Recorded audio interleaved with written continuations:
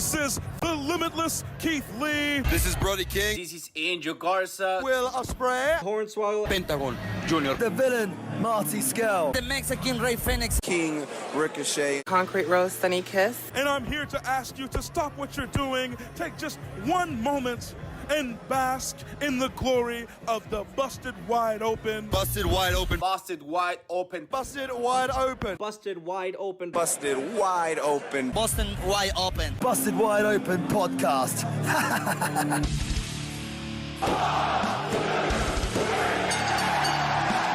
You're listening to the Busted Wide Open podcast, dropping the elbow on the hottest topics in sports entertainment and the world of professional wrestling.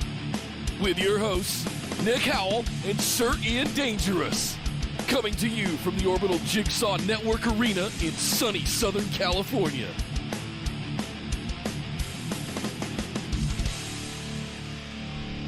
Welcome everybody to BWO Live, coming to you from the BWO universe across YouTube, Twitch, and even Facebook.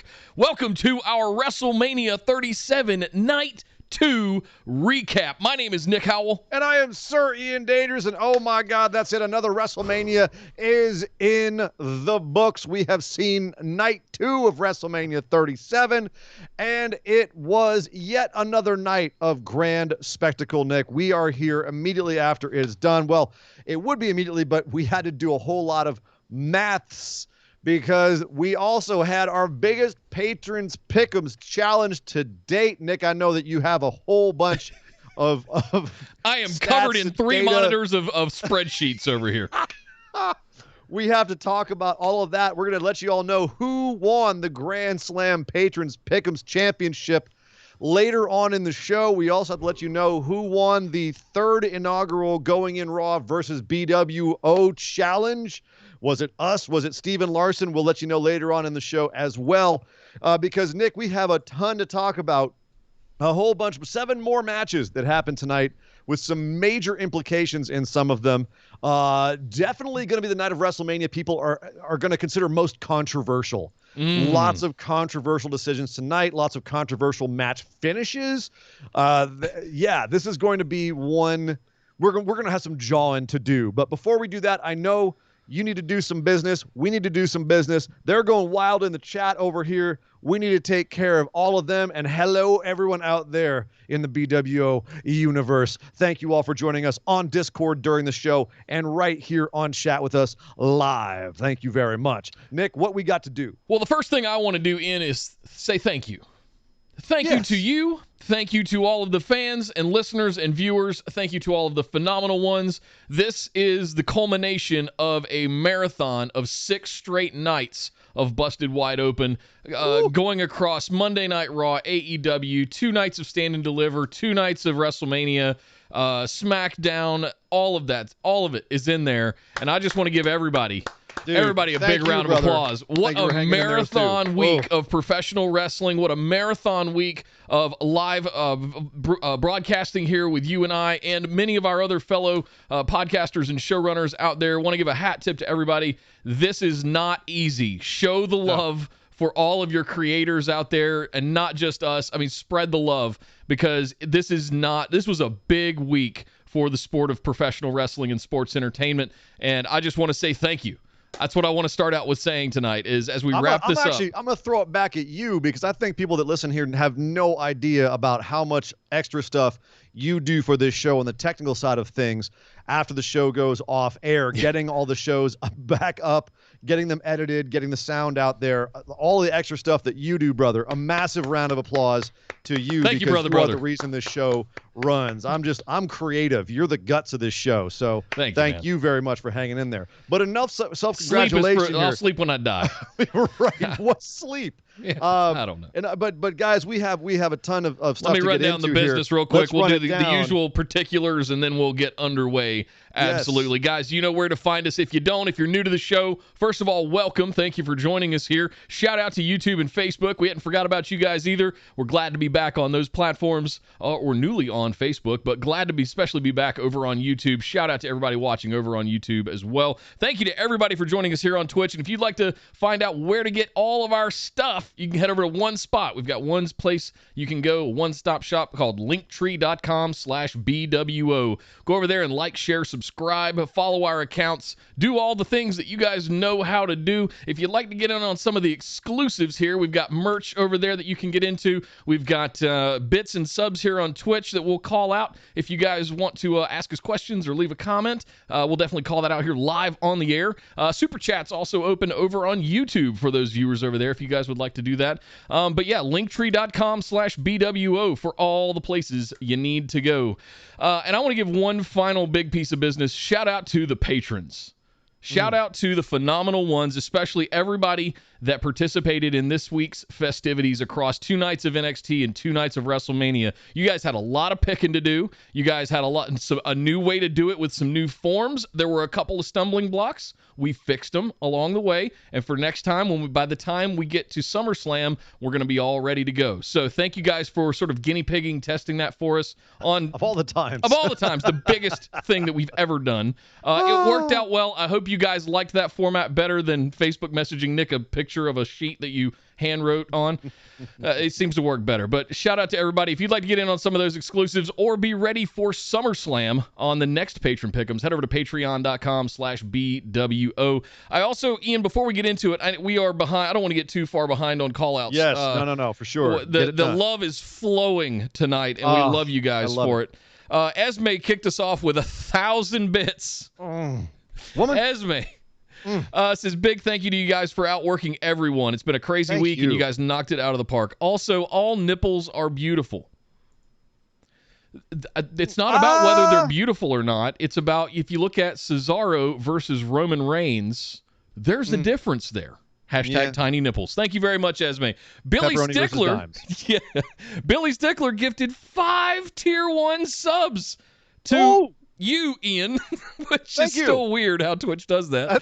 Robert P. Thank you, Billy. RBDX3, Uniwiz, and Indiegal. If you got a gifted sub from Billy from B-Sitch, make sure you give him a big old thank you here in the chat. Kyle Cotton gifted 2 tier 1 subs over to Milsky45 and Tane Angel. Make sure you thank Kyle. Thank you very much, Kyle, for those gifted subs. Mr. Divian also threw in 1,000 bits. Oh my God. To do all the recap mathing fans servicing. It's gonna happen. We have the goodness. Thank you so much. We've done it. And Milsky, I see your message in the chat. I got the spreadsheets on lock. It's all good.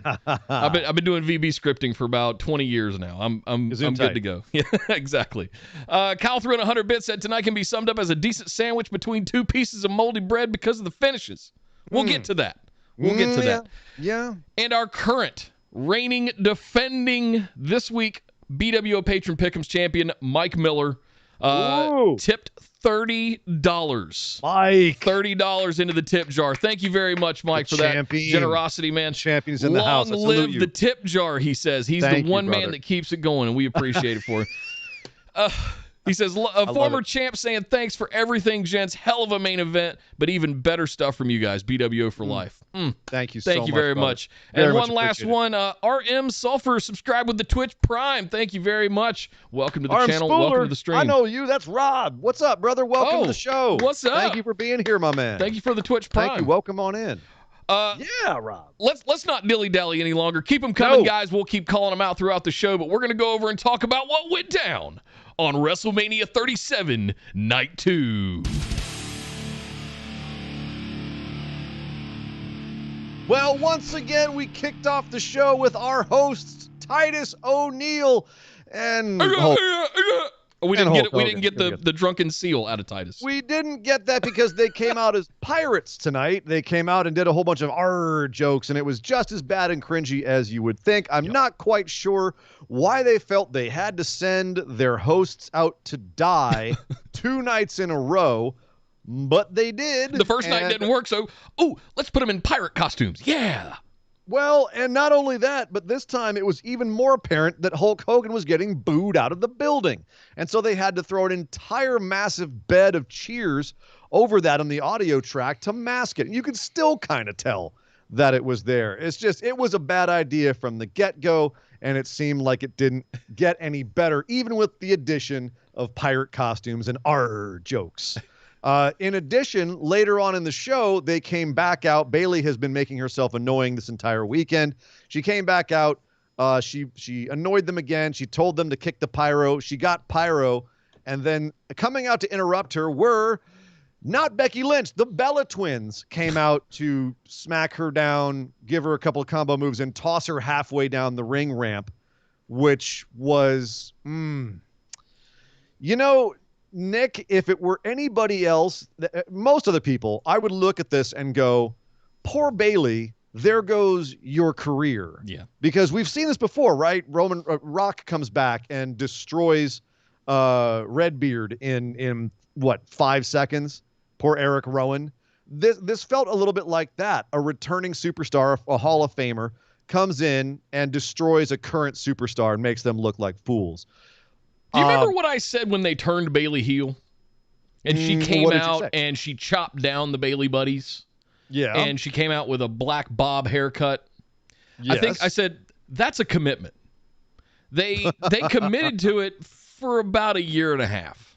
Now she feels like comedy sidekick, and they're going to try and flip her back face. And I'll tell you what, guys, it ain't going to work. She feels like Femizzle. Female Miz, right? Where it's kind of working on some levels. She's getting over as like the annoying heel, but it's a dangerous road, and she could really easily get turned into irrelevant if they're not careful. So this was definitely, and I'm not the biggest Bellas fan in the world. All of y'all who are part of the Bella army, no offense, but they suck, and this did not make me happy. I have respect for their entrepreneurial ventures and all of that stuff. Yes, that. But they're better than the Kardashians. I'll give you that. But that's a very low bar. But enough about that. Let's get on to the actual show itself, because this is when things got exciting.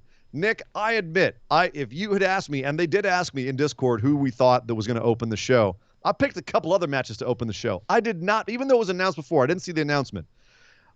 I was shocked with the match that opened the show. And as it turned out, I was right to be shocked. Randy Orton versus The Fiend opened night 2 of WrestleMania. Randy Orton coming out first, making fun of Mandy Rose on his way down, pretending to slip and saying, "Oh, it's not that slippery out here. I'm Randy Orton. I'm a dick." Comes out to the ring, does his pose. We go to show the whole Just video don't leave your gym bag laying around, Mandy. Just don't leave your gym bag. He's wearing white, so we know he's not. We can tell he's not that scared of the Fiend. If you know what I'm saying. Hello. But we go to the entire video package of the whole thing while Randy's sitting in the ring. We come back and we find out why we'd gone to the video package. They had to wheel out a gigantic Jack in the Box to next to the ring, and out from the top comes Alexa Bliss. She comes all the way down the ramp. And that's when it's revealed that the Jack in the Box is there. The lights turn red, and she goes and starts to crank the wheel on the Jack in the Box. And when the little song is done playing, the Fiend's music starts playing. The top of the Jack in the Box pops open, reveals a pentagram underneath, and up from the depths of the box rises the newly healed, no longer burned, Fiend. Well, they did, as part of the video package, they did show this little insert where the Fiend was walking down this lit hallway, and there was a VFX effect that went over the top of it where, like, the burned off, and it revealed the metamorphosis. He had been a cleansed, if you will.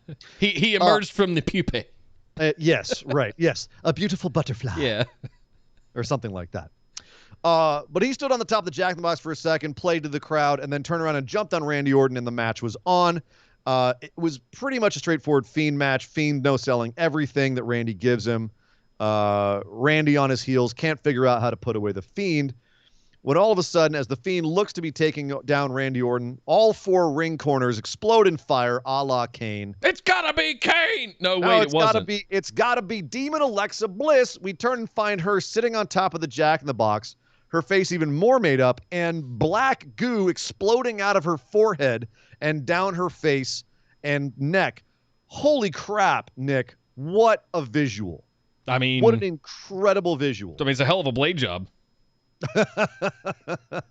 maybe the black, maybe she does have the black goo running through her veins. She's got to stop drinking that Bic Pen number 2. Was that supposed to be a thorny crown that was making her bleed of something? I couldn't really tell. I want to go back and look at it. Yeah, I've got to go back and look at it. Haven't had a chance to go check it out again. All I know is it distracted the Fiend. He turned around and was so distracted by this that he missed Randy Orton coming in and giving him an RKO, to which he was pinned 1, 2, 3. Randy Orton slithers out of the ring, runs up the ramp. The Fiend turns around to stare at Alexa Bliss, and the house lights go down and then come back up, and they're both gone. And the audience crapped all over this. They cut away to commercial to get away from the boos because they knew the audience was going to boo. The audience turned on this right away. I nearly flipped a table because, Nick, this was all good stuff up until that point. Yeah. And I want to say one thing about this that's specific to us watching at home. I feel that we got a special, nice little surprise. The way that they framed everything, Alexa coming down the ramp, and they didn't do the reveal of the Jack in the Box until she got all the way down. And I went, oh, what is that? Oh, it was giant Jack. I can't imagine being there in person in the crowd and seeing them wheel this giant thing down the ramp. And not really getting to see Alexa Bliss up. I don't know, some people couldn't see the Tron, not being able to really catch all of the action at the end of the event, like all the details. And even then, it's a terrible, to call it a wet fart finish is to insult wet farts. Yeah. This is a finish you do on a Raw. This is a finish you do on a weekly show. This is a cliffhanger ending for people that wanted to see the Fiend come back and kick Randy Orton's ass. This wasn't what we wanted. We didn't want to get a what's going on with Alexa Bliss storyline. This is the problem that we've had with this feud getting to this point for months. Is do something. Get to somewhere, give us a resolution. Yeah. This wasn't a resolution. This was a next stage. Like, you finally took another step. The Fiend was healed. Okay, cool. Something finally happened. Like, yes, the Fiend came back, and that did nothing for 3 weeks. This is like reading a Stephen King novel that's over 1,000 pages long. You think you're going to get to the end and like, oh no, he takes us in a completely different direction. I feel like we're getting taken in a different direction again. Stay tuned for the next direction. But it's not even like that because this is WrestleMania. This is when stuff gets blown off. And I told everyone in the chat at the time that the F-bombs were going to start flying, so cover your kids' ears if they're still up at this late hour. But fuck this shit. Yeah. This is what they do to the Fiend all the fucking time. This is what they did to Bray all the fucking time. This is what makes me insane. You can't fuck Bray like this. You can't do this to him. I don't care if it's Bray's idea. Bray, stop fucking yourself. You need to have a big moment. It's not just the entrance. You have to have the finish be good. You can't just come out and have the whole crowd singing, he got the whole world in his hands while you're putting John Cena and the Sister Abigail. You need to beat him. You need to have the big moment where you beat him. You can't just have maggots on the floor of the ring and expect people to cheer and think it's cool and then have Randy beat you. It's going to suck. If you have something like this and you come out and it's super cool and we're all into it and you have the amazing entrance and the amazing music and we're all invested and we're like, yes, just kill Randy Orton here and we can have our big cathartic moment, and then you take it away from us to open WrestleMania, it's going to ruin how people see your character because they're going to see you and expect to be disappointed. And that's now what I'm expecting with The Fiend. We're going to have a bullshit finish at Hell in a Cell. We're going to have a bullshit finish against Goldberg. We're going to have a bullshit finish at WrestleMania. This is now the legacy of Bray Wyatt. It's becoming the legacy of The Fiend, and it's fucking bullshit. I agree. Rant over. I agree. Thank you, everyone, for Speaking of cathartic experiences. Kyle threw in 100 bits, said, with this, I think Bray is officially in Dolph Ziggler territory for me. Ouch. Thank you. Yep. There is only so many times I can do spooky nonsense and it just go completely nowhere, and any depth ruined by bad horror produced by people who seemingly don't understand even the basics of horror to do this stuff. I just can't with the performer anymore. 4 months of bad TV with no payoff. I just want to wash my hands of Bray because of this context bad booking. That's exactly the reaction that I'm talking about. Yep. That is the kind of reaction that's going to start there happening. There you go, WWE. There's how your fans are reacting. If you keep giving them stupid swamp matches and poor payoffs to Bray Wyatt matches, they're going to turn on him. Yep. You can only get away with that entrance so many times. The greatest entrance in wrestling.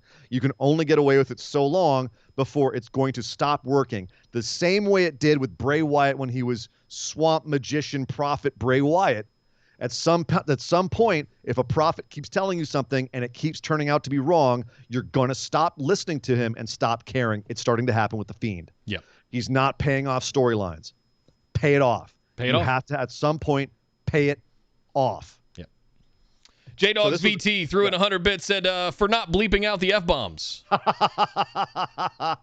I'll give you one there. Okay. Thank you. Yes, Ian doesn't have a hot button yet. I don't have a hot. Well, I rarely ever need it. It always seems to be something about The Fiend that brings out the F-bomb in me. It's kind of like The Fiend. It's special when you bring it out. Right. It's my Finn Balor demon. Yeah, there you go. The Fiend brings out the Finn Balor demon in me, and all of a sudden the F bombs, the Fiend bombs start flying. That's what I'm gonna start calling them now. I'm only gonna use them for the Fiend matches when they absolutely screw Bray over. But this is the thing. This pissed off the audience. We come back from the break and we go straight into Natalya and Tamina versus Shayna Baszler and Nia Jax, and the crowd was already so pissed off at WWE they shat on this match too. Not that they had anything to work with in the beginning anyway, because people already didn't care about this match because they've been given no reason to care about Natalya and Tamina other than Tamina's been looking fantastic the last couple of weeks, and she's the only person they reacted to in this match. They didn't care about Nia and Shayna. Or that this had like a 1 week build. Right. If that. If you want to call Tamina, it, I'm going to do air quotes and say build.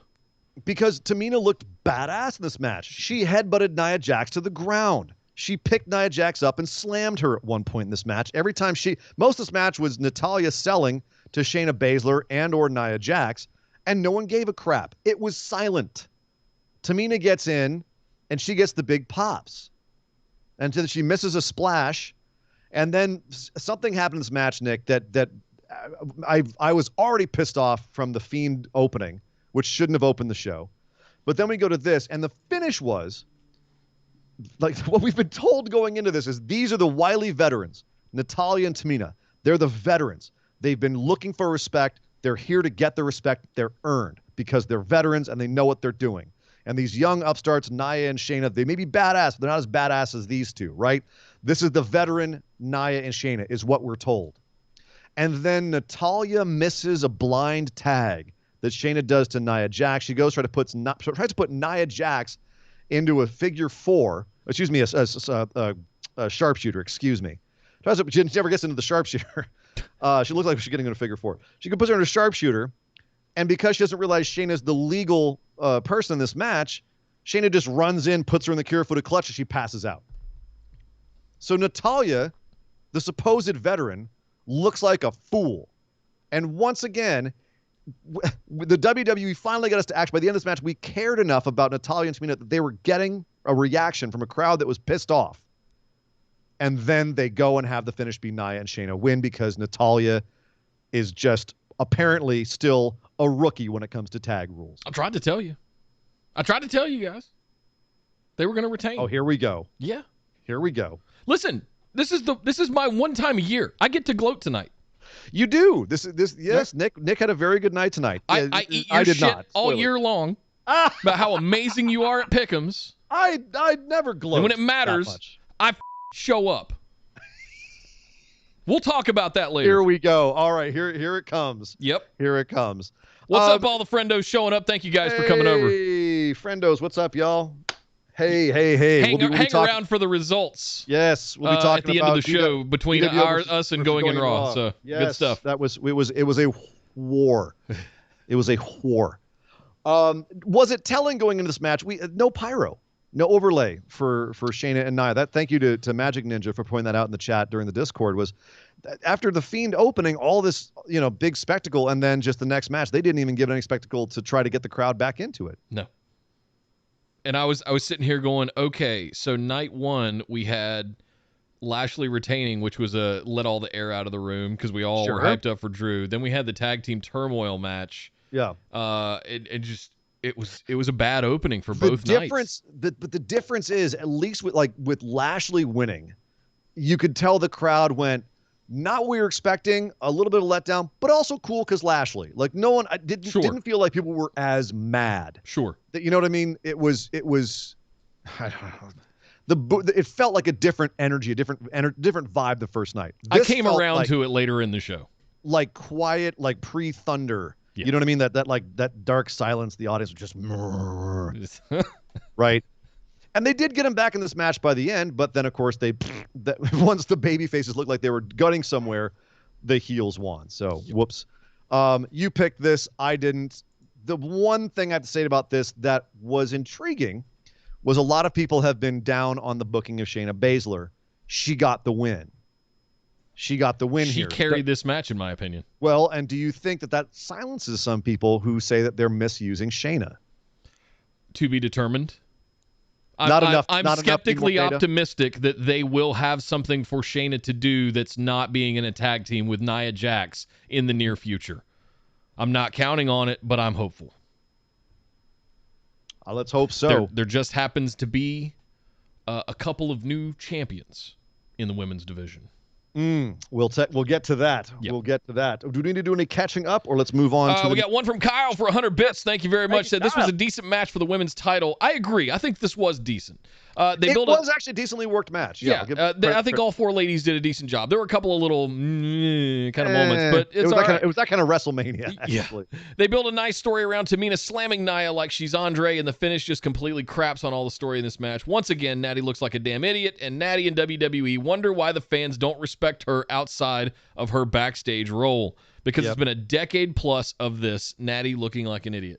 She's out here on social media complaining that, in one of those stupid ESPN polls that they had, right, where like you get $15 and here's all the wrestlers, and Natty was a $1 pick, and she was like, I can't believe everyone knows I'm really a $5 pick, and it's like, not when you're booked like this, Natty. No. This is why you're $1. Divian said Shayna's going to end up in a tag team with Natalya. I mean, I can't tell if that would be good or if that would be punishment. No. Oh man, I can't tell. But let's talk about the next match here. Yes, Sami Zayn versus Kevin Owens. A match we were all very hyped for. The crowd came alive again for Sami and Kevin Owens. Like, Kevin Owens had one of the biggest pops of the night. Not so much for Logan Paul. Logan Paul did not get a good pop. Lots of boos coming out the top. And at the time, I was writing in my notes, oh man, did they get another celebrity that they didn't realize what the reaction was going to be, and they booked him the wrong way, or they had Logan Paul, supposedly he was going to come in and either, I figured he'd help Kevin Owens by the end of the match, right? He didn't. He did not get involved in this match at all. It was just sad at commentary. It was the greatest hits of Sami Zayn and Kevin Owens all across this match. Unfortunately, from where I was sitting, Nick, it didn't feel like it was one of their best matches. It just felt like, I'll give it a B.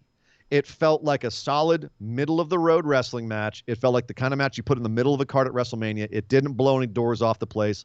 Like I said, it was the greatest hits, some great spots, but nothing we haven't ever seen before from these two. They barely even left the ring. It felt like that movie that comes on TBS on a Saturday afternoon, and you like it enough to keep watching it, but you still get up and go get a snack and don't worry about missing anything because you've seen it all before, right?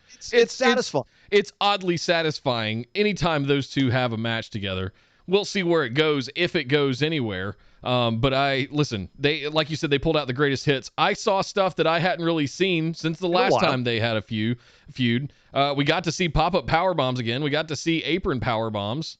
The one thing I didn't really get to see that I was missing was Sammy's dive and tornado DDT through the by the ring post. Thank you. That was the one thing that was missing from this greatest hits playback. So I think so too. I dig it. We even had like a callback to Battleground 2016 in the match where that's probably my favorite WWE Owens Zayn match. Yeah, nice call, JBL, by the way. It finishes with I was calling out before that, son of a.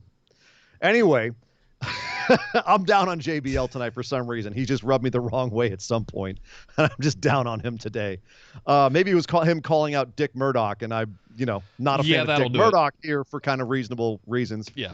But at any rate, that was a great match, and the finish with Sami Zayn double tapping this haluva kick on Kevin Owens because he just got to put him down, and we saw the callback to that at the end of this match. Except Kevin Owens countered the second one into a stunner, and that was all she wrote. Oh. And then Logan Paul getting in after the match, and Sami Zayn getting furious because Logan Paul was cheering Kevin Owens. Kevin Owens gets mad, he gets taken out, tossed out of the ring. And so Logan Paul raises Kevin Owens' hand. And it's Kevin Owens sells it like his hand has been shoved up the ass of a cow. Like, I can't, my hand, what, my poor hand. Yeah. I cannot believe you touched it with your ilk The on crowd booed the crap out of Logan Paul when he was trying to like cozy up to Kevin. They were booing the crap out of him. Logan sucks chants, all this stuff throughout the entire match. And I'm sitting there thinking like, they shouldn't have had this guy be their celebrity for the night.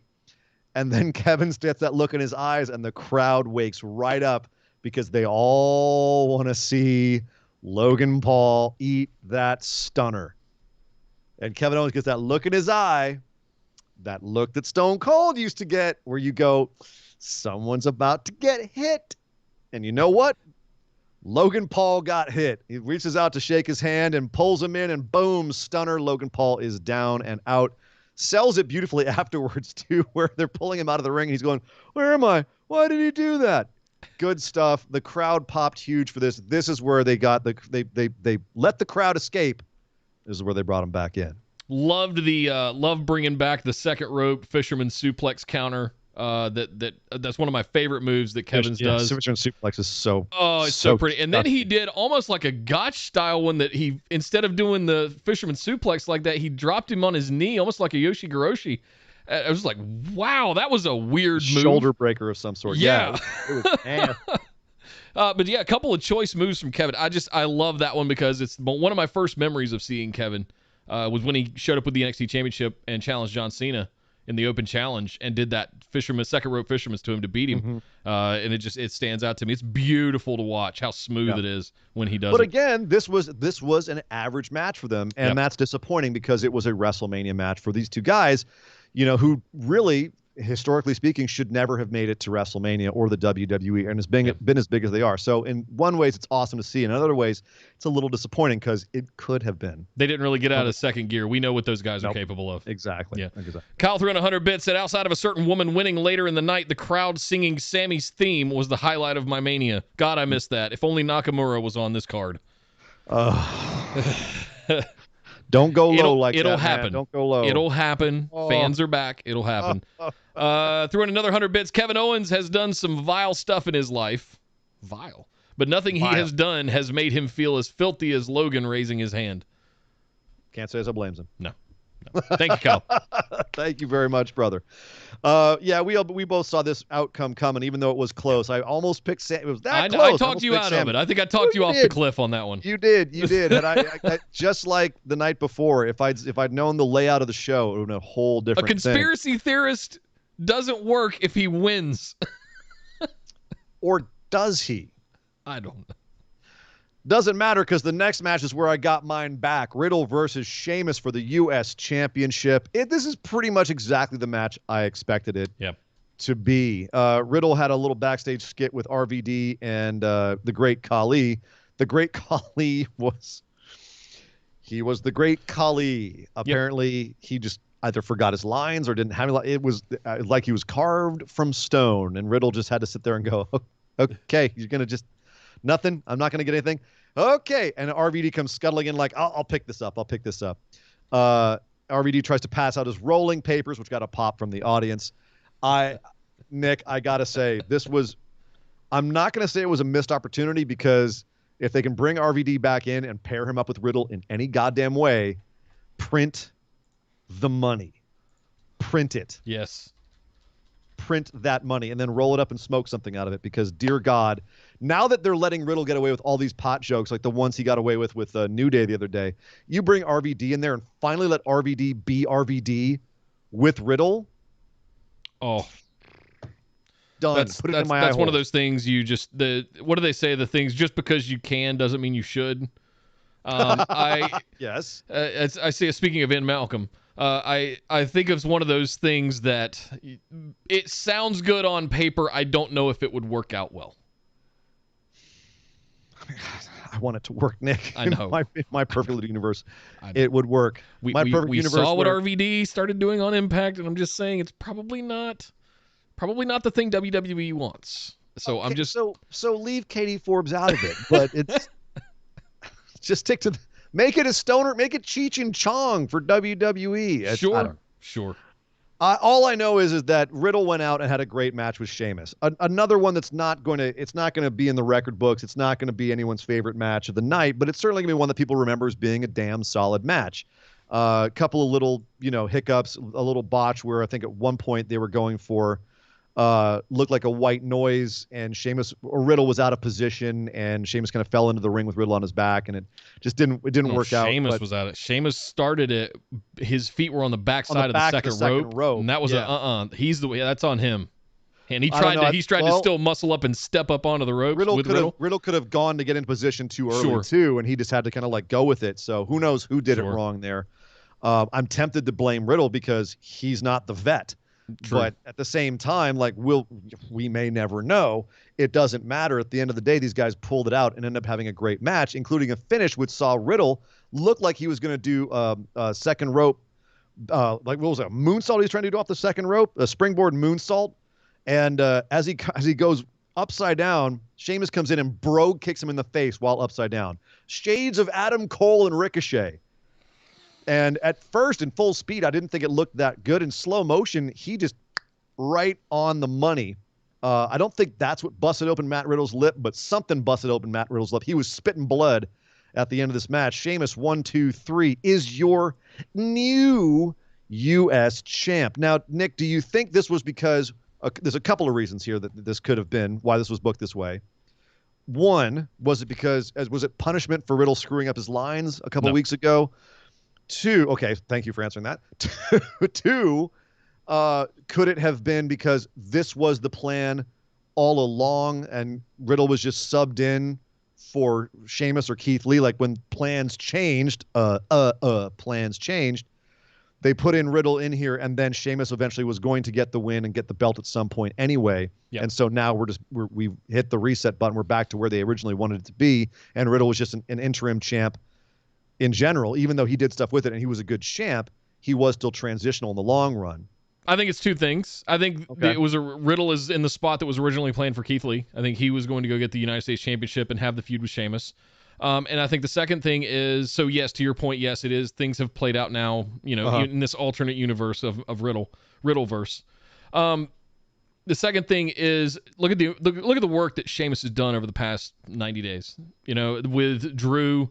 With all of the matches that he's had that have been absolute bangers. He hasn't won a lot of them, and he absolutely has put in the work, and I think this was a little bit of a payoff for him to have a WrestleMania moment like this and be a two-time United States champion.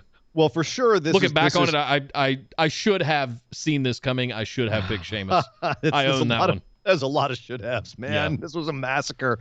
But this was definitely one where I looked at it and I was like, you know what? Sheamus has had actually, I think, one of the best years of his career. He was one of the guys that kept us going through the pandemic. And I think one of the ones that's kind of unsung. We always talk about Sasha and Bayley, about Asuka, about Drew McIntyre. Man, Sheamus, Randy Orton. Sheamus was right there being solid as hell all year long.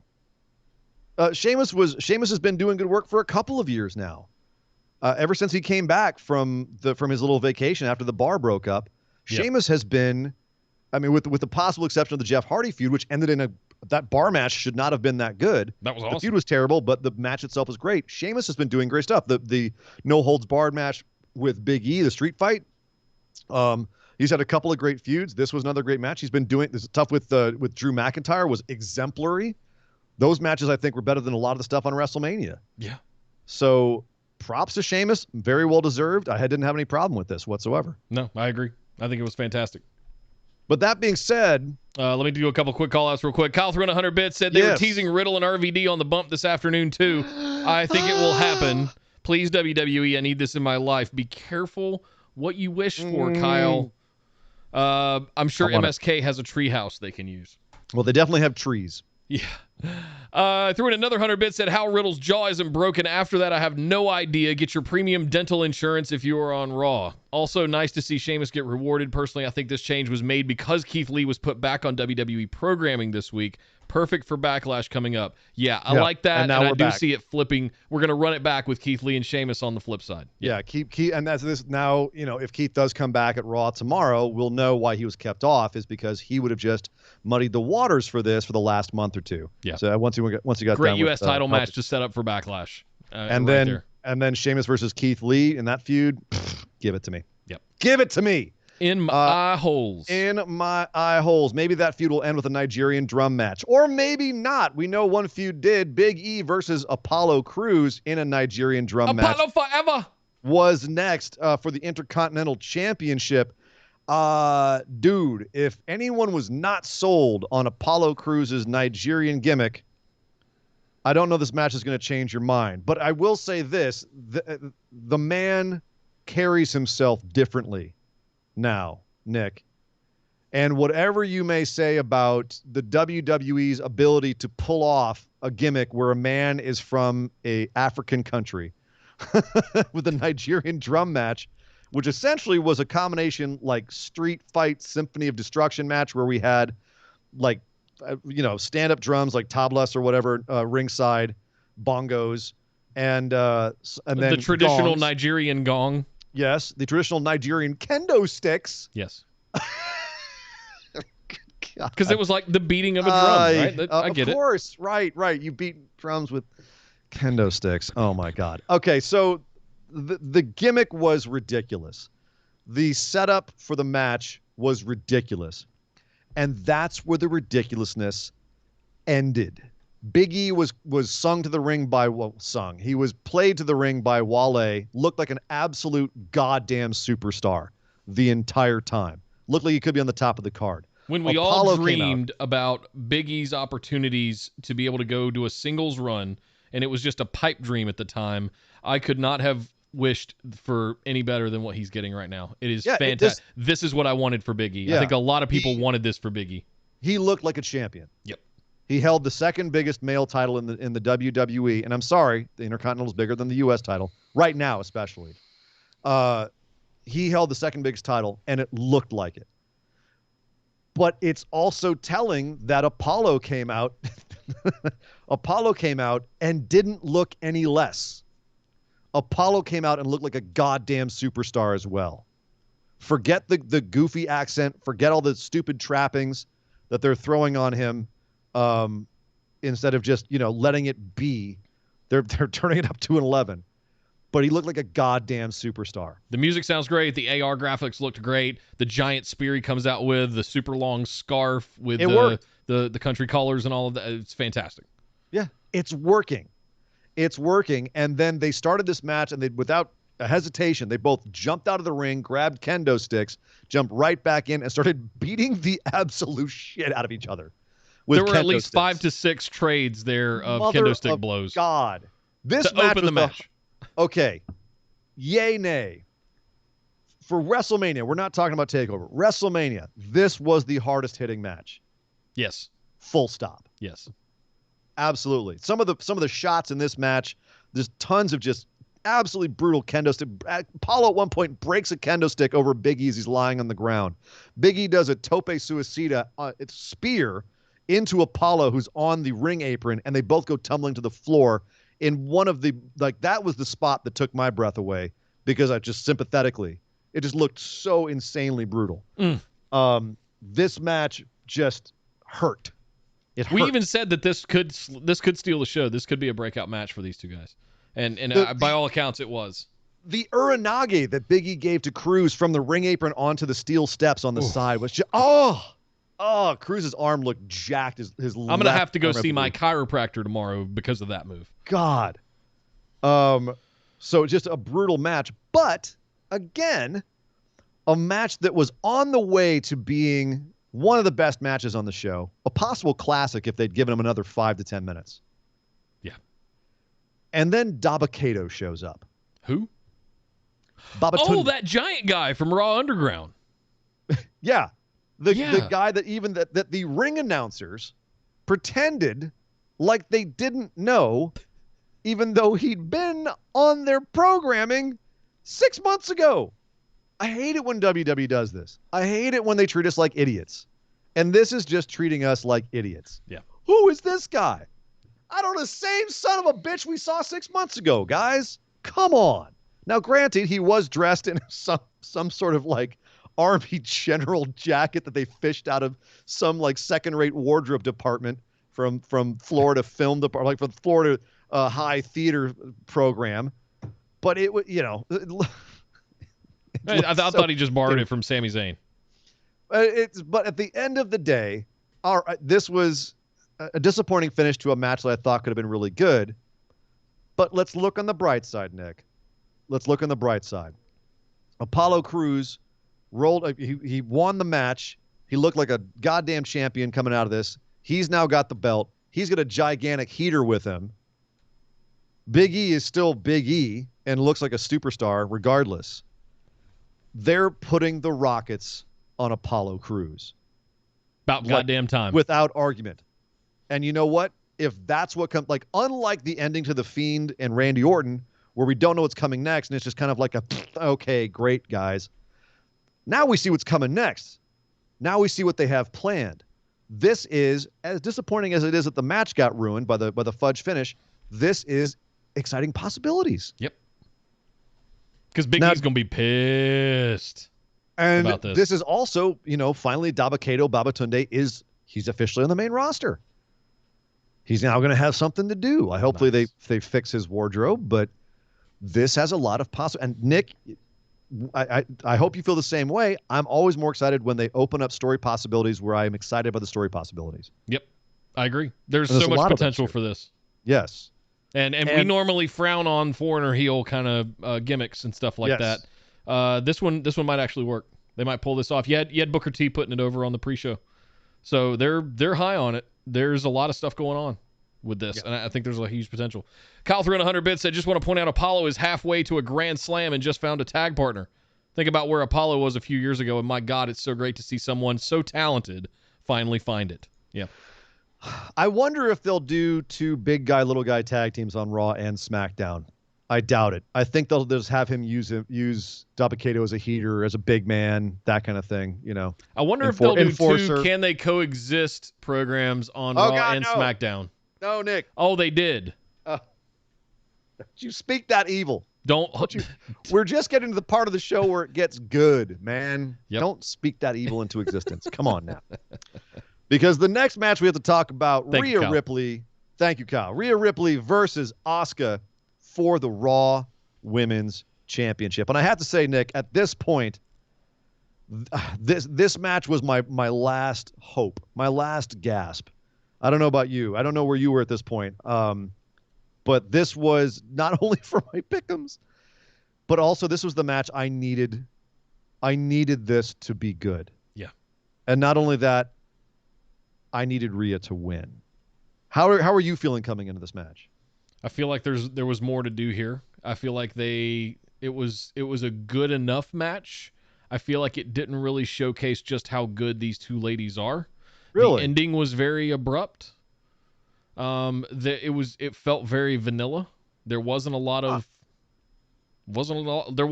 that was special about it other than the ending.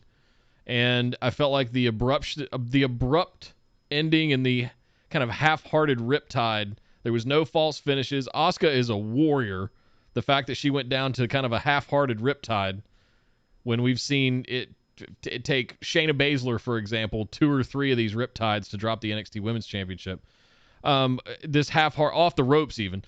This one in the middle of the ring was just kind of, it sounded like it was there to introduce Rhea Ripley to everybody, and Maggle just going, it's the Riptide! She calls it the Riptide! Just, we know.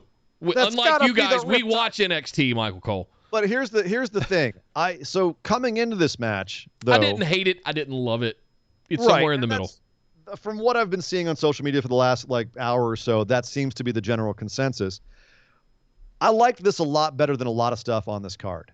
Okay. And the one thing that held it back for me was the lack of a real reason for them to be fighting. Both the women's championships had terrible builds. Sasha and Bianca, we've gone over ad nauseum why we didn't like that build. A lot of reasons. Asuka and Rhea had even less of a build. It's not that it was a bad build. It barely was even there. Why were these two fighting? There wasn't. Rhea Ripley got nearly beat for beat, the same video package that Bianca Belair did, right? Dominant champion, but here comes this upstart, badass, rookie from NXT, and then cut to the champ being arrogant, ha ha ha, I don't respect you, and then go to the, all these shots of this upstart having hope spots and the champion being dominant. It was nearly beat for beat the same video package. Yeah. And coming into this, I was wondering, are they doing that to swerve us? Are they doing that to get the same feeling we had for Bianca, where we're excited to see what their potential is?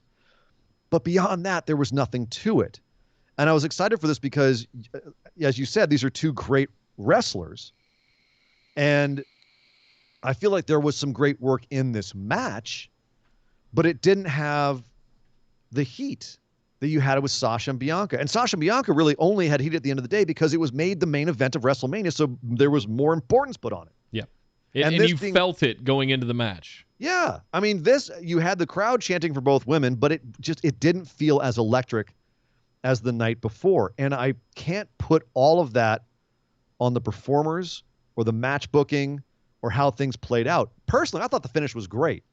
I love if you go back and watch that kick, Asuka comes off the rope, throws a kick at Rhea Ripley, and Rhea Ripley dodges it so perfectly. It's such an awesome, just killer kick that Rhea dodges perfectly and then stands up and just, swoops her right up into a riptide. It's actually a great finish, but I agree it seemed to come fairly quickly, but I wasn't mad at it at the time. Yeah. Maybe I'll go back and watch the match again and think differently. But to me, this was another solid B+ match. And people are already calling the Bianca and Sasha match one of the greatest WrestleMania main events of all time. Might be too early. What do you think? How did this compare?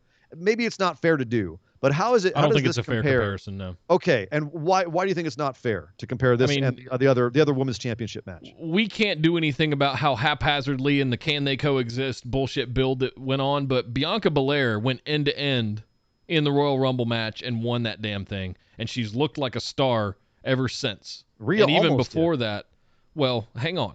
Okay. Rhea showed up 2 weeks ago and went like, "Hey, I want a match at WrestleMania, Asuka." Yeah. That was it. And so, I mean, there was no way to really get invested in this unless you've been a follower of Rhea Ripley for the last 4 or 5 years. Otherwise, you'd be sitting there going, "Who are you?" Yeah, I mean, Who are you? What's all that stuff in your face? Like, you got all this. Who are you supposed to be, right? Nobody, unless you're watching NXT for the last couple of years, you don't know who this chick is. She's got a band playing her out. Like, what? Yeah. She just showed up 2 weeks ago. band's Like, who is this chick? If you were paying attention during the pandemic era, you'd know that she was the NXT champion and Charlotte Flair challenged her, or she goaded Charlotte into challenging her for winning the Royal Rumble last year, and they had a banger match. That match last year was 10 times better than this match with Asuka was this year. I about 10 times, but it certainly was better. Night and day. Yeah. And that's my point, is that we've been watching Rhea Ripley long enough, and Asuka, frankly, to know what those two ladies are capable of. And maybe that they have done themselves a disservice by setting that bar so high. Someone has never seen either of these women before, and they see both of their entrances on this show tonight. New Year's Day. By the way, who names a band after a U2 song? New Year's Day is playing out Rhea Ripley. I mean, they could have done Sunday Bloody Sunday. They could have. Yeah. Well, that might have been better, but you'd have a whole lot of people from Belfast very upset. Yeah, that's true. You look at these two women as they come out. Asuka, total star. Rhea comes out, and they are just shoving her in your face. She's a star. Get it? And that, to me, drove home the point. There was no way they could not have Rhea Ripley win this match. And I was sweating it, dude. I was sweating it because we were saying that on the show. You have to have Bianca win. You have to have Rhea win. At some point, the famous Nick Howell line, at some point, WWE is going to have to move on from the Four Horsewomen. Nick, WrestleMania 37 was the time they did it. This is how you do it. They officially said Rhea and Bianca are our future. Boom. There you go. Yep. And if they had either one of them lose, that was it. They're toast. And everybody was saying, "Oh, is Becky going to come out?" Oh, I was even saying, "Oh, is this going to be a schmoz finish to keep it rolling? Does Charlotte come out and interrupt?" No, right? No, it was clean as hell. They did the right thing. Clean as hell. And they did the right thing all around. If you're gonna bring up a 24-year-old, 25-year-old, and have her be the next big thing, sing her out with her band playing her song, have massive amounts of pyro, have her come in and beat one of the most dominant female wrestlers maybe of all time in Asuka, and just that's at WrestleMania of all places. That's something I want to touch on too, because there are already people complaining about Asuka always losing at WrestleMania. Yeah. And you know what? 3-4 years ago, I might, if you're complaining about Asuka losing, not even at WrestleMania, but just in general, how they're booking Asuka. Okay. At this point, Asuka is going to be in the Hall of Fame. Yeah. At this point, Asuka is going to hold records. It's going to take people years to beat. At this point, Asuka is one of the most impressive female wrestlers they've ever had in WWE. Possibly even most impressive wrestlers they've ever had. She will be fine. If she loses a couple of matches she has a bad WrestleMania record, she'll be fine. Triple H has a horrible WrestleMania record. Asuka will be fine. Sasha Banks lost the night before, and she's got a worse pay-per-view record than Asuka does. She's 0-6 now, I think. Sasha Banks. Not on pay-per-views. Well, WrestleManias. Not on WrestleManias. I think I heard that stat last night. Sasha Banks. Will Sasha be 0-6 after tonight? It was before the. Sounds right. Yeah. Actually, I'm thinking about it. That might be right. After last night, she's I believe unofficial. She's 0-6 at WrestleManias.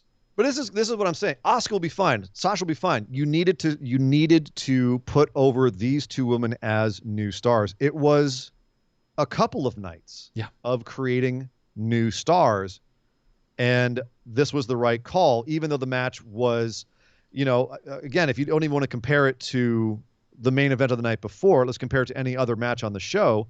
It was right there with Sami and Kevin. It was right there with Riddle and Sheamus. Like, it wasn't an all-time great match, but you know what? It's fine. I can't wait for her to come out tomorrow night on Raw and introduce herself to everybody. Hey, you guys might have forgotten about me if you haven't been watching NXT, but I went to war with Charlotte Flair last year, and I'm here as your new Raw Women's Champion. Something like that. Like, let's open the show up. Let's bring her out hot. Seal the deal. Even if you have Becky come out and be like, I hear you're holding on to my championship. Thanks for keeping it warm for me. Thanks for keeping it warm. I was busy popping out a human. What were you doing? Yeah, she was definitely healing it up, trying to get boods and all that kind of to set up for everything, slapping Asuka around and doing all that kind of shitty stuff. It's good. This is good stuff. This is what we want Rhea to be. This match accomplished what it was meant to do, unlike a few other matches on the show. And a 20-plus year veteran that's going to lay down and put one of the new up-and-comers over, that's exactly their job. That's what they're supposed to be doing, frankly. Yeah, at this point, that's how it should be. Yeah. That being said, it's not too far off from what happened in our main event. Roman Reigns versus Daniel Bryan versus Edge. Triple threat for the Universal Championship. Certainly a convoluted and controversial way of getting here, with Daniel Bryan turning himself into a meme by inserting himself into yet another title match. We don't let Charlotte get away with it. We're not letting Daniel Bryan get away with it. But at the same time, I was one of those people that loved him being here. All things being said, without describing the match, Nick, all the things being said, now that you've seen the match, were you happier that he was in the match, or could you have done without Daniel Bryan in this match? I could have done without Daniel Bryan in this match. Really? I'm going to stand by that position. That's where I went. That's where I was at coming into it. I'm going to say this. I think it would have been a better match if it were just Roman and Edge. Look at the match we had last year with Randy Orton and Edge. It was a classic. I think the last man standing match, that the world's greatest wrestling match, whatever they want to call it. I think that was what this could have been with Edge and Roman. I think having Daniel Bryan in it diluted it. I think the reason they did that was to make it a triple threat so that it could be no DQ. You could have Jey Uso interfere. You could bring chairs into the match. You could do all of the other stuff, right? I think that's why they did it, not because of Daniel Bryan.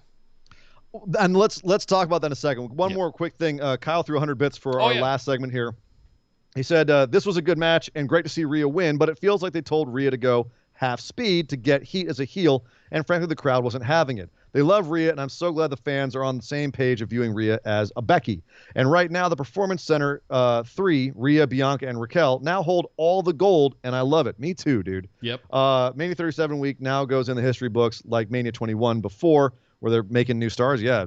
That's a great point. Not a bad point. Really wish they were allowed to go at it like Charlotte and Rhea last year. Wait for it. If they get a rematch, maybe they will be allowed to. If they'll let Rhea go full speed with Asuka. Yeah, it's a good point. But back to the main event. You don't believe Daniel Bryan should have been in this. I think he should have, because this was the kind of chaos I wanted to see from this match. They had to slow things down and play to the crowd, because otherwise this would have just been too breathless. And there's a lot of times where you saw them slow down and play to the crowd to get the crowd in this, and it was fantastic. Yeah. As you said, it was almost a four-way for a little while there, because Jey Uso, almost from the get-go, it's no DQ. Why not have him get involved?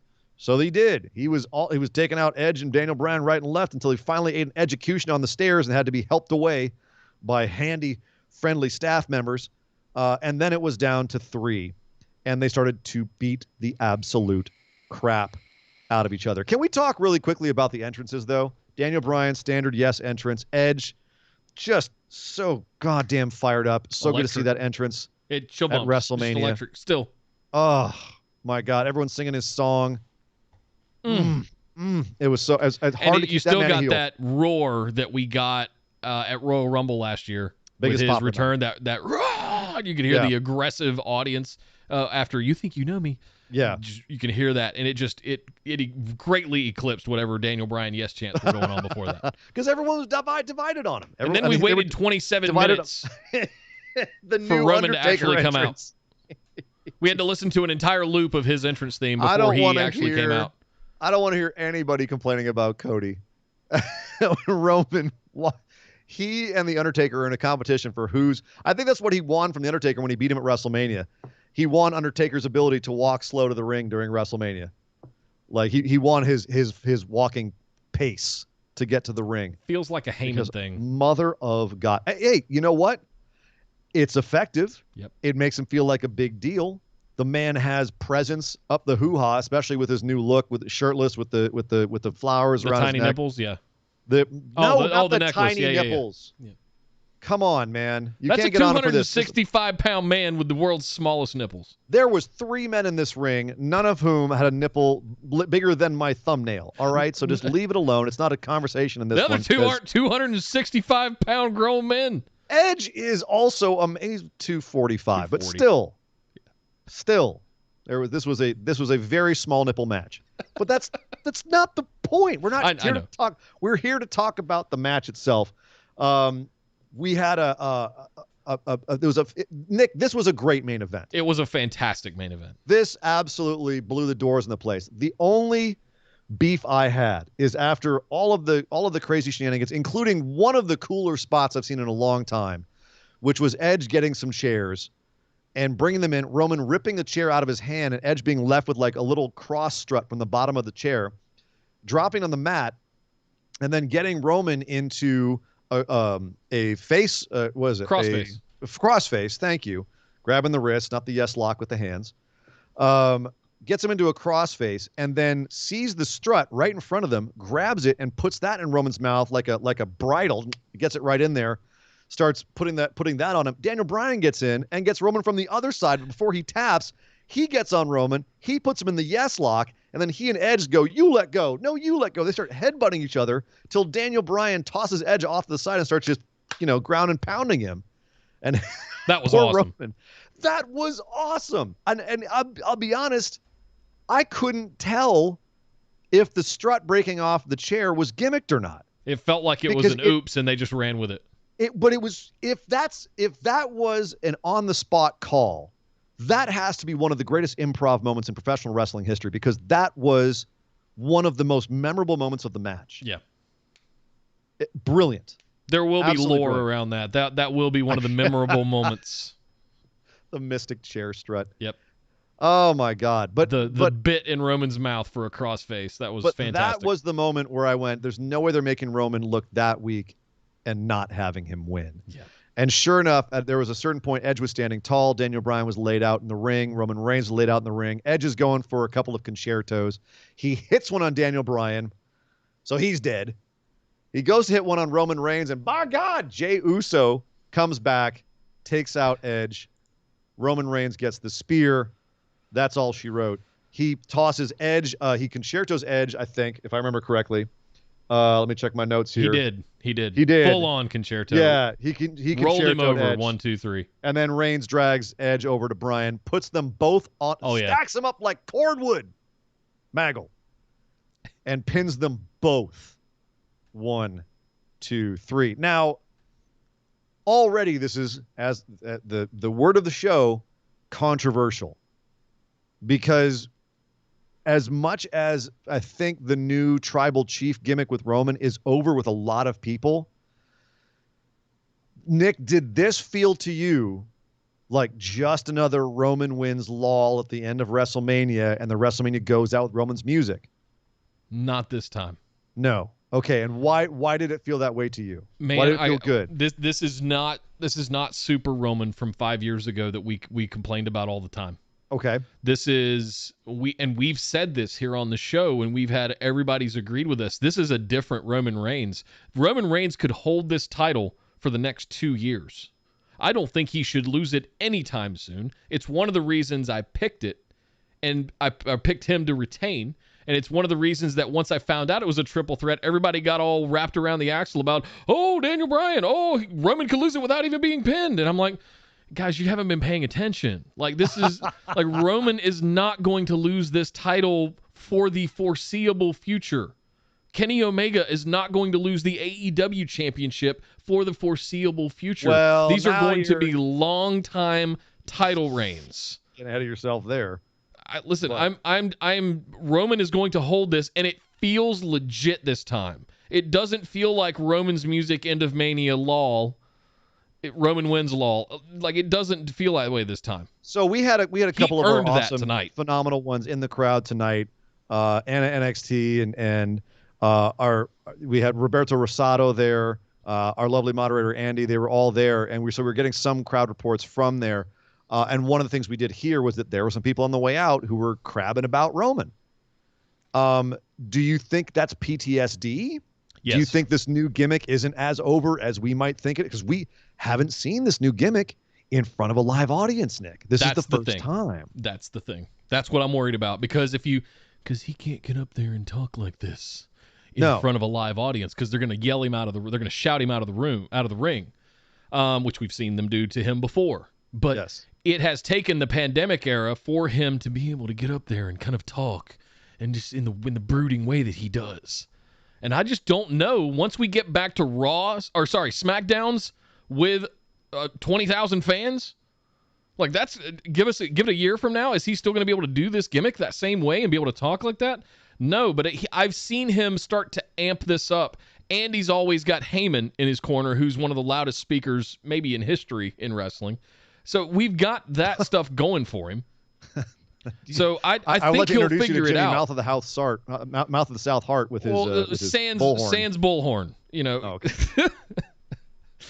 No, I think it's going to be very interesting to see, does this still work with 15 to 20,000 people in the arena, with Roman trying to do this soft talking, brash, bravado kind of thing that he's doing. I don't know. Yeah, and I wonder if this, because here's the thing. I picked Edge because I thought that would be the reward for him coming back. I guess the reward is just him being in the WrestleMania main event. And this is what we were saying at the start. If it had just been Edge versus Roman Reigns, there's no way Edge wins. No. Daniel Bryan being in this made me think that was their way of getting the title on Edge without really damaging Roman. No, it was the way to give Roman Reigns an edge, because he had Jey Uso and no DQ stuff. That's was the other way around. Too. They could have still booked it that way as well. But at the end of the day, the fact of the matter is, the two older guys who are kind of on their way out put over the new guy. So it was the right call. Agreed. Roman Reigns is on a roll with one of the best gimmicks in wrestling. It was the right call. He's also inarguably one of the top guys in the company and Vince McMahon's favorite. And he finally has found a way to synthesize the things that Vince wants him to be and the things that the fans want him to be. It was the right call. So as much as I thought that they could do Edge, and I picked Edge, I wasn't confident on it because it felt like it would be very easy for them to keep it on Roman because of all of those reasons. And I just was, the only reason I put Edge was because I thought that was going to be a better go-home moment for the first WrestleMania back from the pandemic. Was even though they were playing Edge as a heel, to have him win, look at the fan reaction when he came out. They weren't behind Daniel Bryan. They weren't behind Roman Reigns. They were behind Edge. And so that's why I thought Edge would be the one that would go over. But Roman Reigns was the right decision. Agreed. So as much as it feels weird, and there's a little bit of me that anyone who's like, man, God damn it, Roman won again, I feel you. I've got a little bit of that PTSD myself, where it's just that theme song plays us out of WrestleMania, and I'm like, oh, there it is. I actually thought we might get a new song for Roman. They have got to get rid of that old Shield music. They've got to come up with something tribal, Pacific Islander, something that has a vibe to it that makes me give that same kind of feel. Come on, don't. I'm just saying something that is more in tune with what the gimmick is supposed to be. Baba, for 8 years, Baba. Well, and I'm the most biggest Shield fanboy there is. I can't hear that anymore, man. It's just gotta go. They gotta change that. It's so funny because I wish they hadn't kept the Shield music on Roman, but I wish they'd kept the Undisputed Era music on Adam Cole. Yeah, because it was a little bit weird. Their new music's terrible. I mean, if that's the kind of stuff they're giving to Roman, I can see why he's like, just keep the damn Shield music on me. But that was it. We go home. Daniel Bryan, Edge, they got executed or educated. Edge-macuted. Yeah. They're done. They're toast. They might go off and have a feud of their own where they say, you cost me the match. No, you cost me the match. Cool. Go have your feud. Yep. That's fine. Let Big E feud with Roman. Can you imagine the sort of submission match or no holds barred match we could potentially get out of Edge and Daniel Bryan for SummerSlam? Don't even tickle my gristle like that right now, man. Here's one thing I will say before we get out of here. The last thing I want to see two guys with broken necks and surgeries doing is top rope Ranas, okay? Let's not do that anymore, guys. Come on. I thought there was going to be a double turn in this match at one point because Edge he was messing with his hair. And Daniel Bryan stomping. Daniel Bryan picked up his arm, started stomping him on the ground. He goes, oh, you got a bad neck? You got a bad neck? And starts stomping on his neck. Are we getting back evil Daniel Bryan? No, because then he turned right around, went in the corner, started doing the yes chants to get the audience back behind him. And I was just like, man, I would have been so down with a Daniel Bryan heel turn, Edge face turn. But anyway, it only would have worked if it would have made Edge win. They couldn't do that without Edge winning. Which, I would have been fine with that. Yeah. Oh, I'm sure you would have. Yeah. But speaking of pick'ems, that was WrestleMania. Hang on, I got to do one more for Kyle here. Threw in 100 bits. Thank you, sir. Said this triple threat was so close to being the match of Mania with the triple threat. Bryan enhanced it, but that damn finish with Jay running in after being written out in the double, I absolutely hate.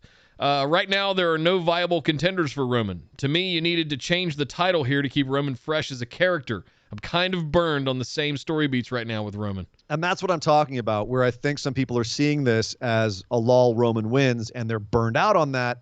And this is treading back into that water where people might get sick of Roman again, despite the fact that it's a good gimmick, despite the fact it's a good character, he's doing great work. They might still get burned out on him always winning when a more exciting option, Edge, is right there. Even though it was the right decision. It doesn't work with him as the head of the table, the tribal chief, all this stuff. I don't feel like if he doesn't have the title. Like I said, this was the right decision to have him win. It hasn't run its course going to feel yet, good. Guys. Be patient. This is not going to feel good for everybody. Yeah, I agree. You know what I mean? And so they're going to. What I'm saying is they're going to have to be careful. Yes, this was the right decision for this time, but this showed also they're going to have to be careful. He's not as over as they might have thought he was. While they didn't have a crowd and they could pipe in all their own cheers and boos. That's true. So, Nick, we have reached that time of the show. Oh, we've gone over WrestleMania. Let's really quickly do a recap of WrestleMania. Did WWE botch Night 2 of WrestleMania? I don't know if I'd call it a botch. There were certainly across both nights some questionable choices. through which I need the next 24 to 48 hours to digest and look through things, reassess.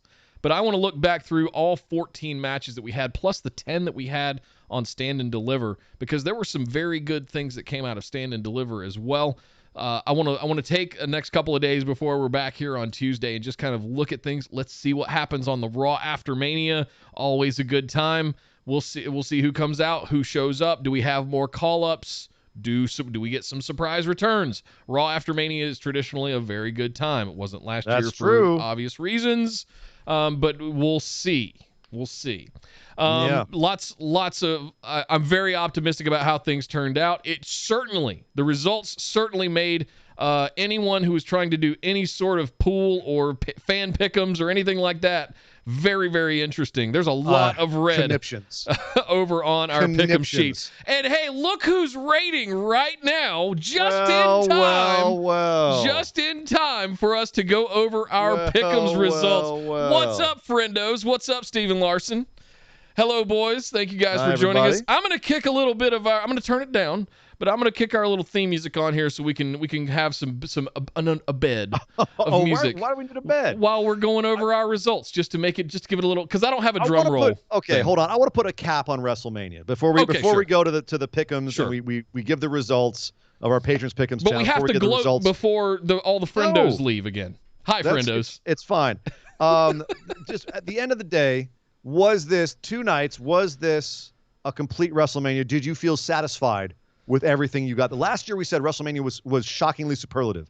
This year, do you feel this WrestleMania delivered across the board, beginning to end, 14 matches across 2 nights?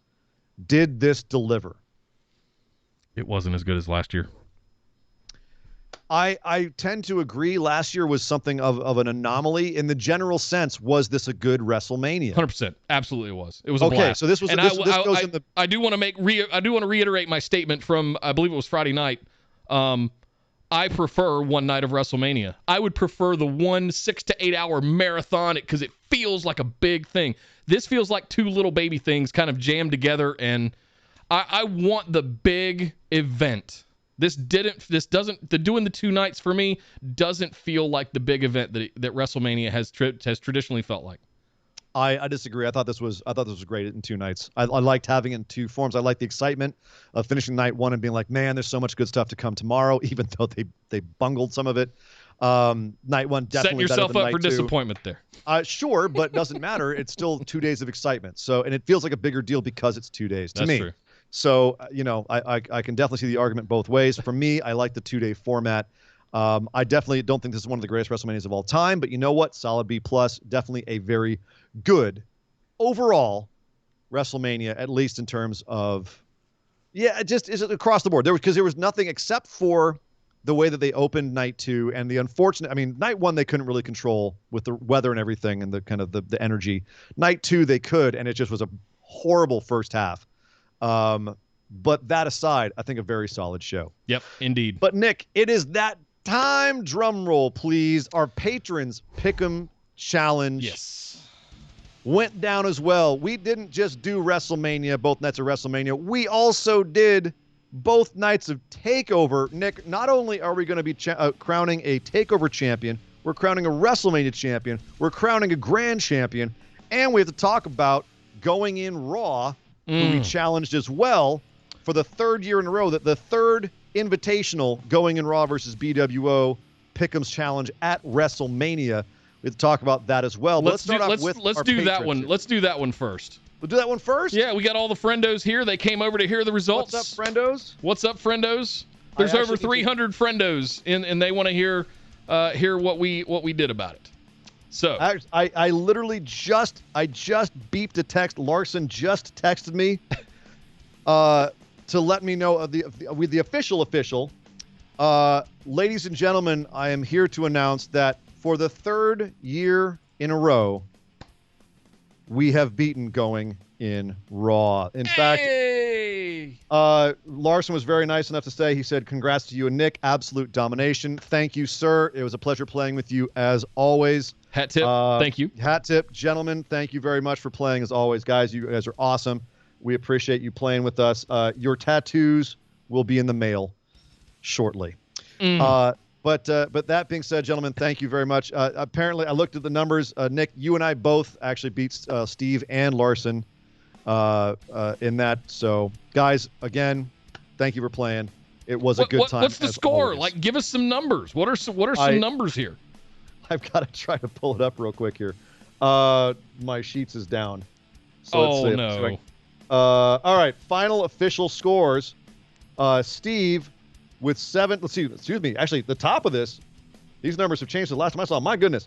Larson with 6 matches correct and 48 confidence points is at the bottom. Steve, he has 7 matches correct with 58 points.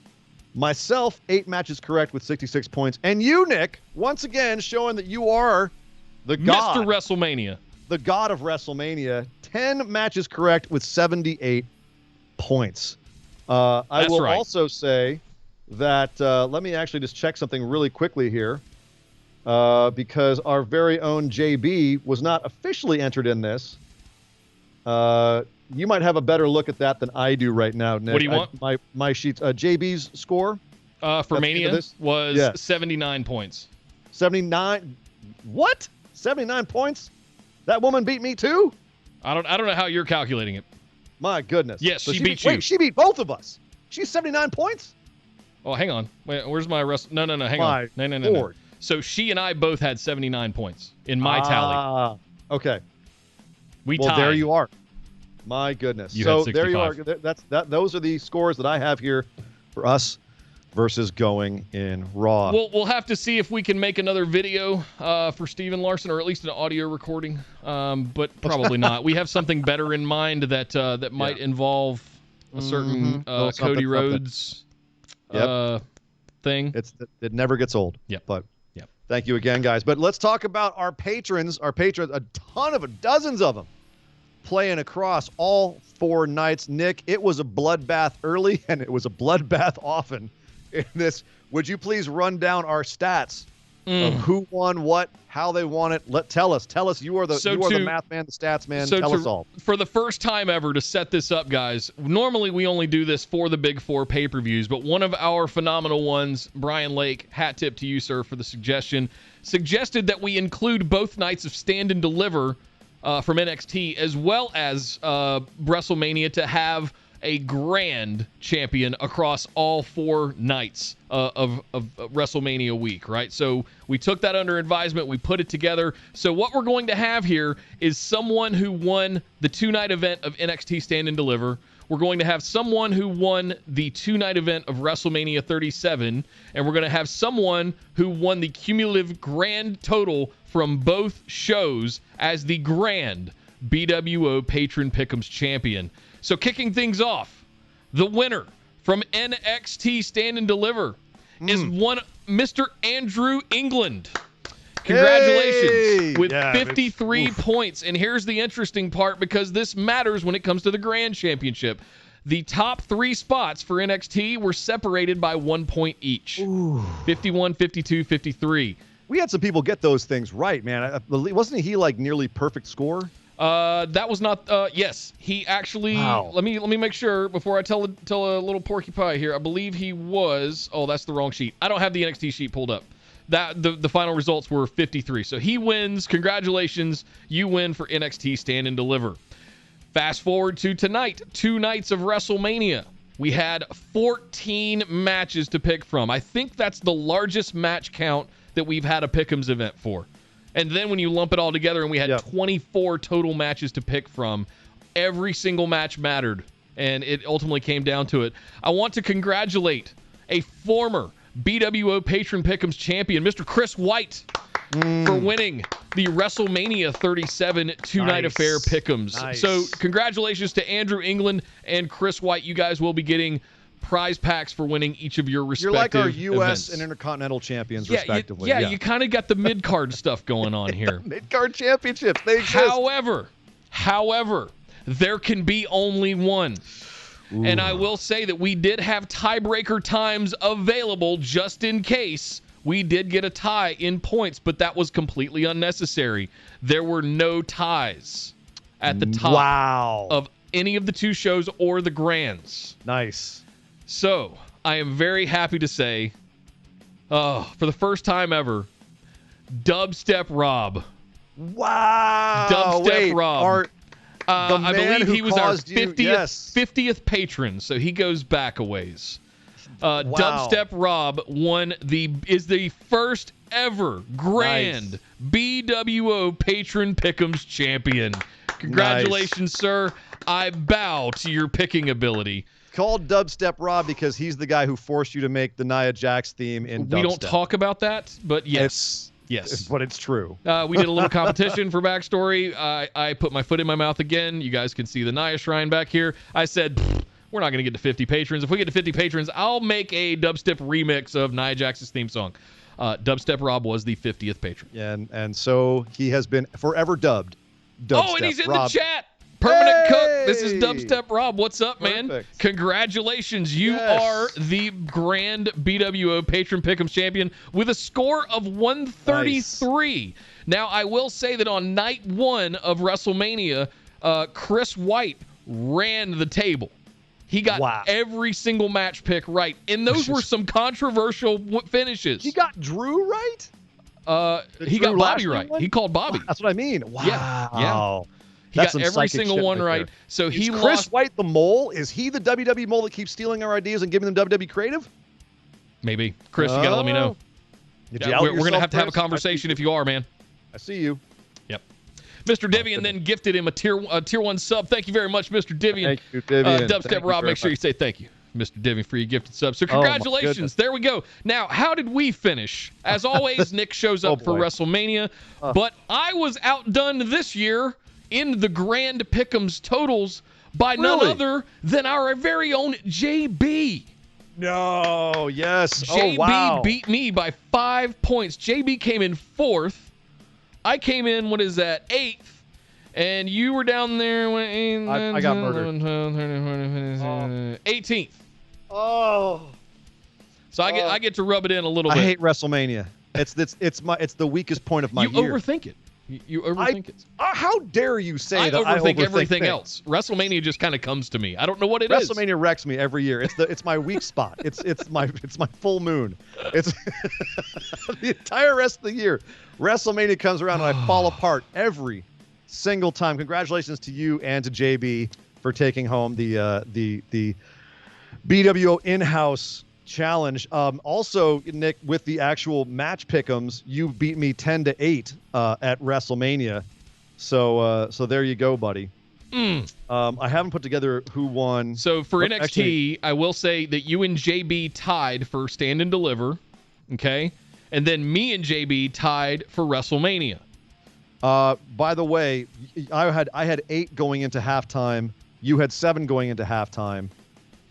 Which means that at the end of everything, you had 17 and I had 16. You win across all 4 days WrestleMania week. You son of a bitch. It's my time. It is your time. It's your time of year. I even called my shot last week, You did. I want to give a couple of other additional little shout-outs here. Andrew England did win with 53 points on Stand and Deliver, but very close was also Brandon Monroe, former BWO Patron Pick'ems champion from Australia, and Dubstep Rob right behind him with 1 point. Remember, I said they were separated. Over on WrestleMania on the finals, like I said, Chris White ran the table with 91 points. To put it in perspective, Dubstep Rob, who won the grand title, was second place with 10 points less. It was that big of a difference. That's how big Chris White performed on WrestleMania. Really, really good job, man. And he lost to Dubstep Rob by 2 points. How did our former champ do? How did our former champ Mike do? He didn't fare too well. Oh no. No. He did. He had it was a brutal competition. The winning point total from Dubstep Rob was 133. JB had 125. I had 120. You had 111, and former champion Mike Miller had 108. Hey, Mike, you're right there with me, buddy. It's respectable. Yep. I will. So Nick, this is also the thing that everyone's wondering as well, and that is, of course, who is our booby champ? Who got the lowest score out of anybody? We even had people gunning for that this time, trying to get the lowest score. to get We'll that have to have a booby prize. conversation about that because you're not. I love it. Yeah. That's what it's there for. Because that's just as hard as picking the winning thing. Is trying to get everything wrong is just as hard as getting everything right. As So if you wanna WrestleMania shoot for it- proved. As WrestleMania proved. Because they're over there putting putting big points bets on Bobby Lashley, expecting Drew to lose, and guess what?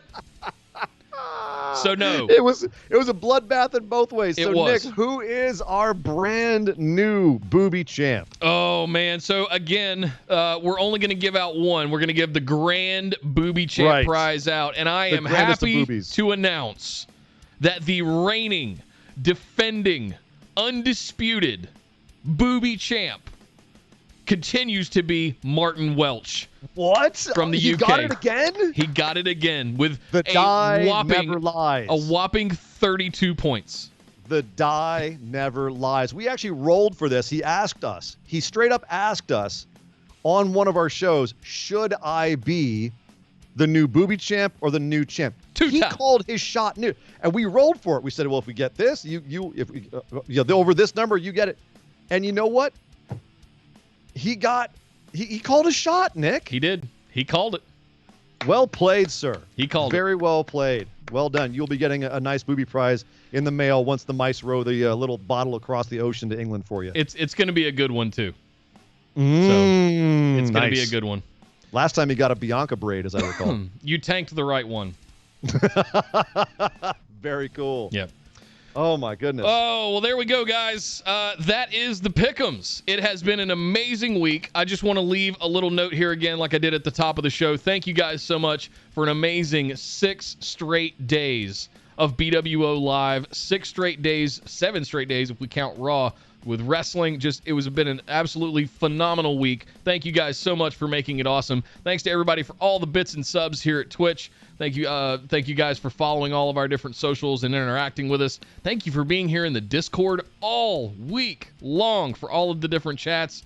Thank you guys for making this awesome. Again, congratulations to all of the new champions and Martin on retaining on retaining your booby prize title. Yes. Now 2-time booby champion.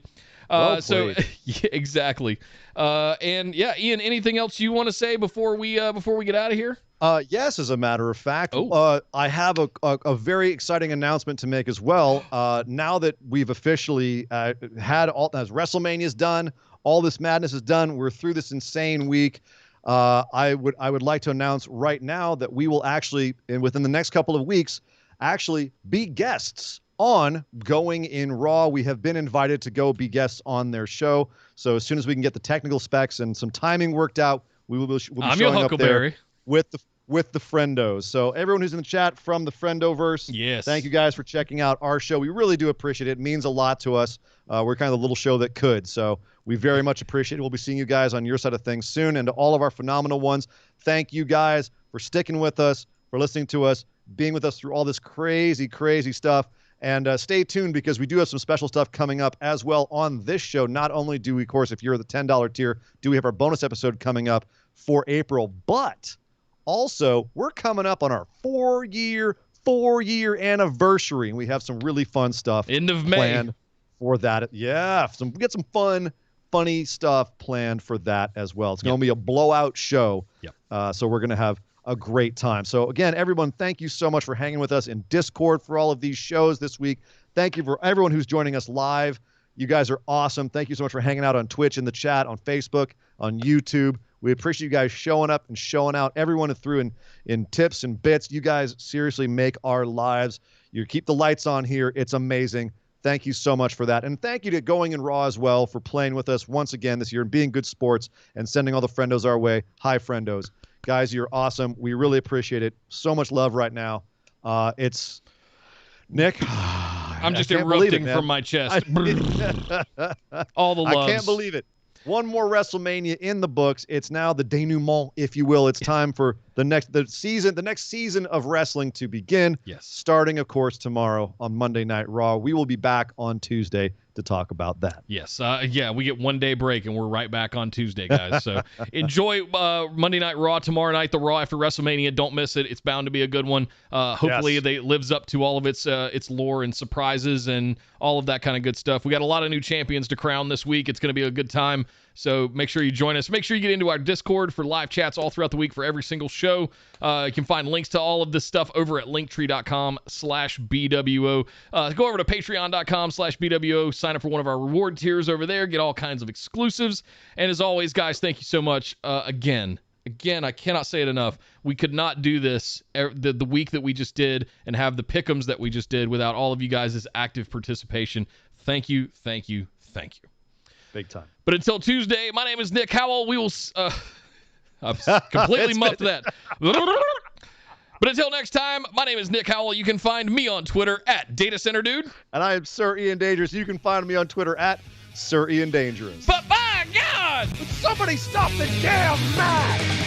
This show is part of the Orbital Jigsaw Network. For more episodes, subscribe to us on iTunes, Google Play, or Stitcher Radio. For details and show notes from each episode, check us out, orbitaljigsaw.com.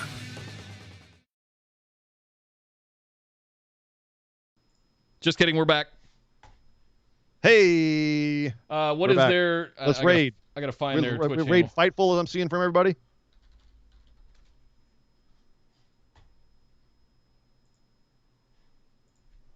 What is Fightful's address on here? I'm trying to find it. Fightful Gaming. Is it Fightful Gaming? Is that the right one? Is it Fightful Gaming? No, I don't think so. Is it? Why is it gaming? Yeah, it is. Okay. All right. One sec. I gotta type in commands and stuff. The joy of being the tech guy. Fightful Gaming. And we're off. See you guys. Thank you again, friendos. We love you guys. Big emojis and yell raid, all that kind of stuff. You guys know what to do over in the raids. Say hi to the guys over at Fightful for us. Much love. We'll see you guys on Tuesday. Bye, guys. Later.